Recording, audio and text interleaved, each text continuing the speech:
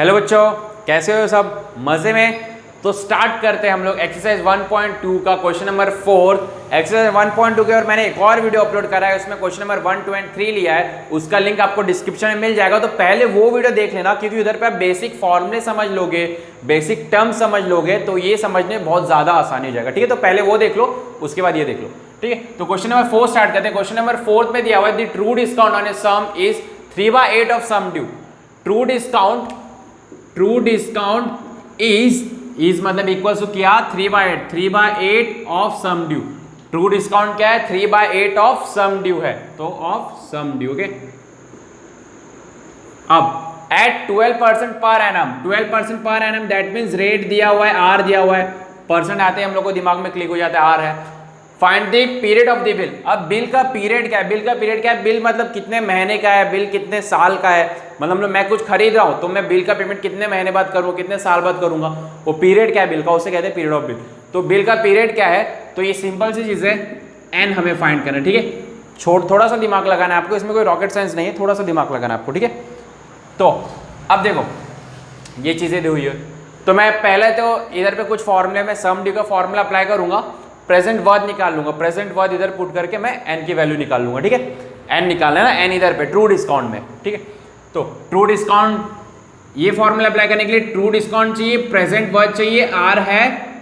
ठीक है, तो ट्रू डिस्काउंट और आर है, लेकिन हमारे पास प्रेजेंट वर्ड नहीं, तो प्रेजेंट वर्ड निकाल लूंगा मैं इस फॉर्मूले से। ठीक है, तो सम ड्यू, एस डी मतलब सम ड्यू, टी डी मतलब ट्रू डिस्काउंट, पी डब्ल्यू मतलब प्रेजेंट वर्ड। ठीक है, तो सम ड्यू क्या है? Present word plus true discount.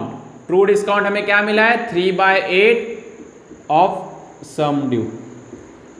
ठीक है, ये भी सम ड्यू है, तो मैं इसको फुल फॉर्म में लिख दे ताकि आप कंफ्यूज ना हो जाओ। सम ड्यू। ओके, अब हमें प्रेजेंट वर्ड निकालना है, प्रेजेंट वर्ड निकालना है, तो मैं क्या करूंगा, इसे इक्वल्स टू किस तरह भेज दूंगा, तो सम ड्यू इक्वल्स टू, अब देखो plus 3/8 sum due equals to किस तरफ आएगा? -3/8 सम ड्यू हो जाएगा, और इक्वल्स टू दूसरी तरफ क्या? प्रेजेंट हो। समझ रहे हो ना, ये सम ड्यू एज इट इज रहा, ये इक्वल्स टू किस तरफ आया? माइनस आई, पूरा टर्म इक्वल्स टू किस तरफ आया? माइनस आ गया, और इक्वल्स टू दूसरी तरफ क्या बच गया? प्रेजेंट वर्ड बच गया। तो अब इधर पर कुछ नहीं, मतलब क्रॉस मल्टीप्लाई होगा, 8 इंटू सम ड्यू,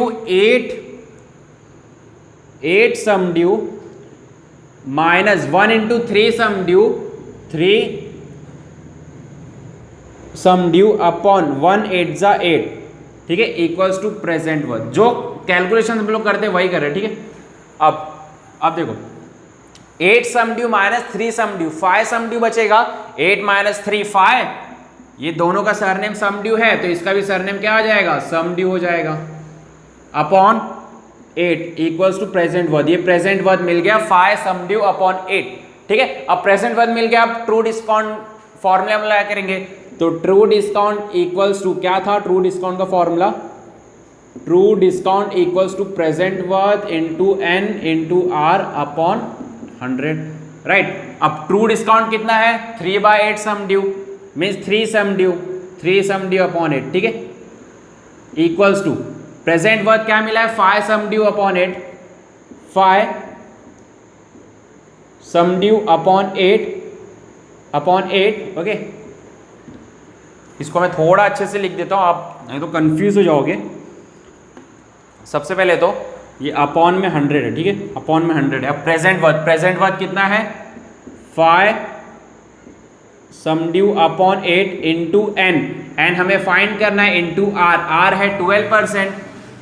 ठीक है, तो 12 लिख दिया मैंने।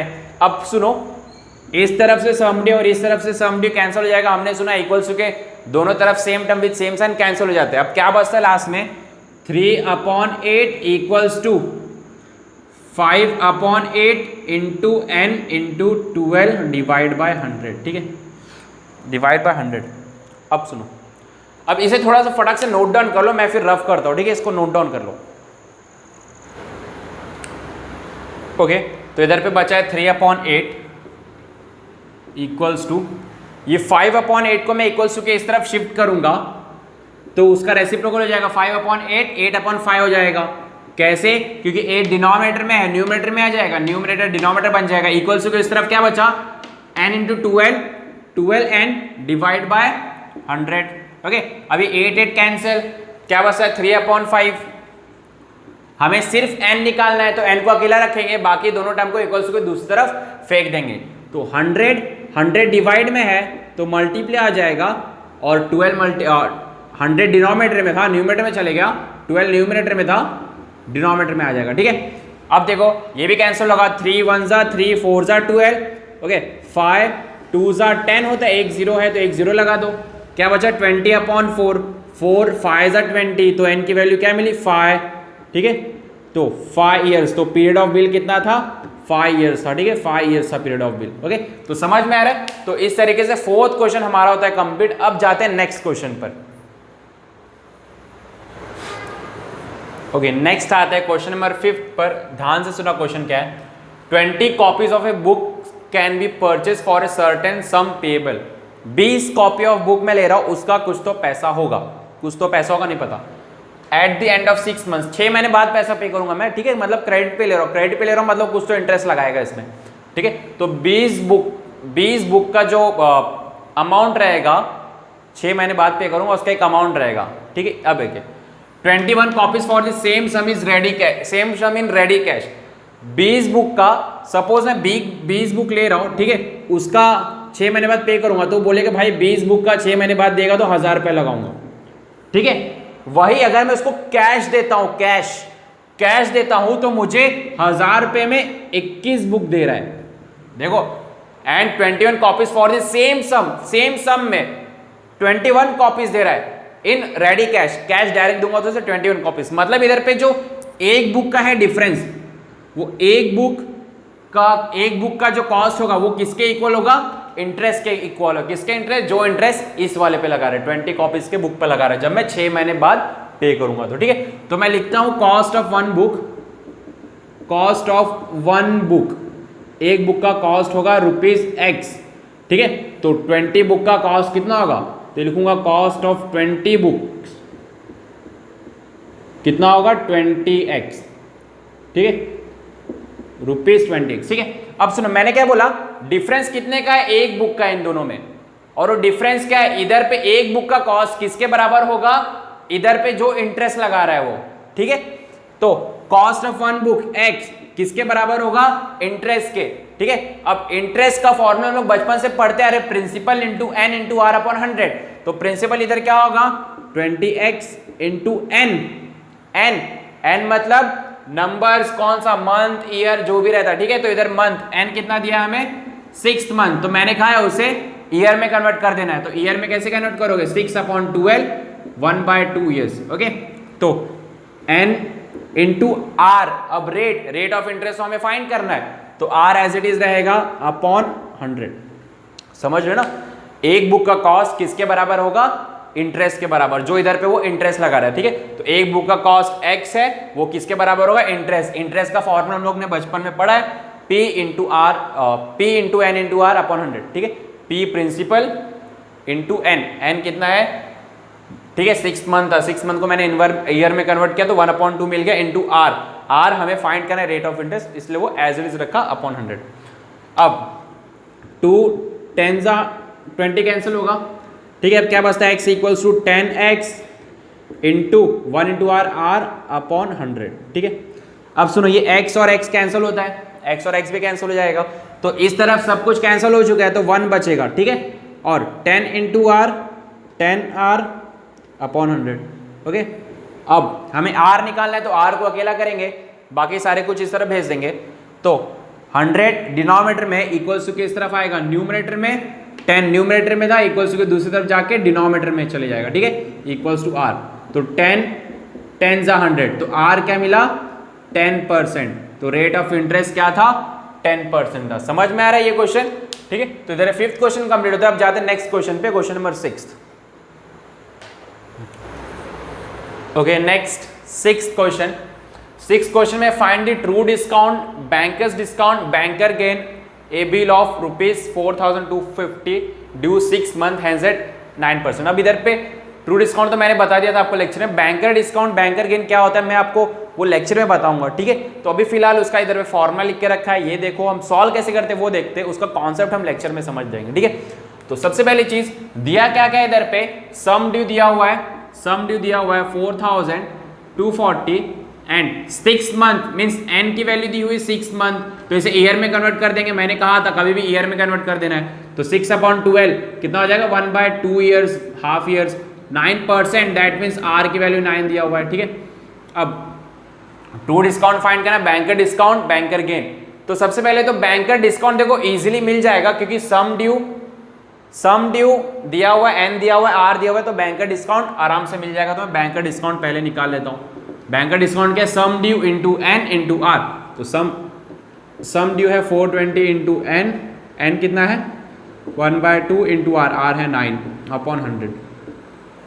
ओके, अब 2 2 जा 4, 2 1 जा 2, 2 जा 2 जा, ओके, 2120 इंटू 9/100। ओके, अब ये जीरो भी कैंसिल हो जाएगा, 212 इंटू 9/10। ओके, अब आगे इसको कैंसिल कर दिया होगा तो कैंसिल होगा, ठीक है। तो ये समथिंग आपको आंसर मिलेगा 190.80 आंसर मिलेगा, ठीक है। बैंकर डिस्काउंट 190.80, ठीक है, 190.80, ओके, हाँ 190.80। अब आगे हमें क्या निकालना है, ट्रू डिस्काउंट निकालना है, बैंकर्स गेन। देखो बैंकर्स गेन का formula banker discount minus true discount, तो बैंकर डिस्काउंट तो मिल गया मुझे, अगर मैं ट्रू डिस्काउंट भी निकाल लूंगा तो बैंकर्स गेन मिल जाएगा। तो पहले ट्रू डिस्काउंट निकाल लेते हैं, ठीक है। तो ट्रू डिस्काउंट निकालेंगे हम लोग कैसे, ध्यान से देखो, मैं लेट ट्रू डिस्काउंट को x मान लेता हूं, ट्रू डिस्काउंट भी x रुपीज, ठीक है। अब सुनो, ये बैंकर डिस्काउंट से ही हम लोग ट्रू डिस्काउंट निकालेंगे, कैसे, ध्यान से नोट डाउन कर लेना फॉर्मूला।